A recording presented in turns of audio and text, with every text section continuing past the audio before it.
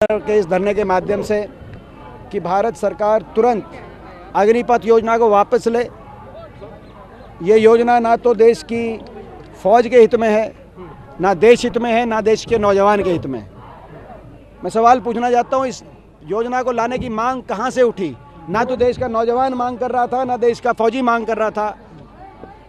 ये राजनीतिक फैसला क्यों लिया गया? फौज में ऐसी क्या कमी थी? वही फौज है जिसने अपने गौरवशाली इतिहास में 1971 में पाकिस्तान के 2 टुकड़े करने का काम किया तो इस पक्की भर्ती के द्वारा बनाई गई इस फौज में किया था। जिसने कारगिल के युद्ध में पाकिस्तान के शीर्ष को झुकाने का काम किया तो इसी फौज ने किया था। बालाकोट सर्जिकल स्ट्राइक की बात आई तो ये फौज सामने आई। सरकारें आई गई, कोई भी फौज थी, मगर कोई भी सरकार रही हो, लेकिन देश की फौज ने हमेशा हिंदुस्तान के तिरंगे को ऊपर उठाए रखने का काम किया। इस पे गर्व था हमें। एक ऐसी संस्था थी जिस पे हमें गर्व था। उस फौज को और फौज की भर्ती को रातों रात उसमें परिवर्तित, कच्ची भर्ती अग्निपथ योजना पर अग्निवीर में परिवर्तित क्यों किया गया, ये सही नहीं है।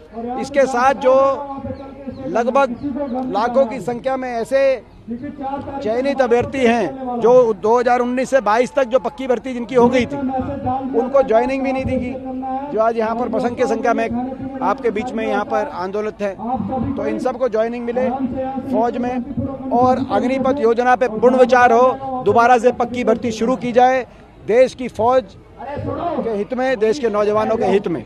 बजट पेश हुआ है, उसको लेके आप क्या कहेंगे? तो इंटरिम बजट, लेकिन ये बजट ऐसा दिखाई दे रहा था कि राजनीतिक भाषणबाजी ज़्यादा दिखाई दी, अपनी पीठ को थपथपाते हुए ज़्यादा दिखाई दिए। कोई राहत आपको आप बताएं, कोई राहत दी गई हो? कोई महंगाई को कम करने की, कोई बेरोजगारी को दूर करने की, कोई किसी बड़े वर्ग को, किसान को, गरीब को, छोटे व्यापारी को कोई राहत दी गई हो? कोई अग्निपथ योजना को वापस लेने का कोई घोषित किया गया हो? कोई भी वर्ग आंदोलित किसी को अगर राहत दी गई हो, आप बताएं? किसी को राहत नहीं दी गई।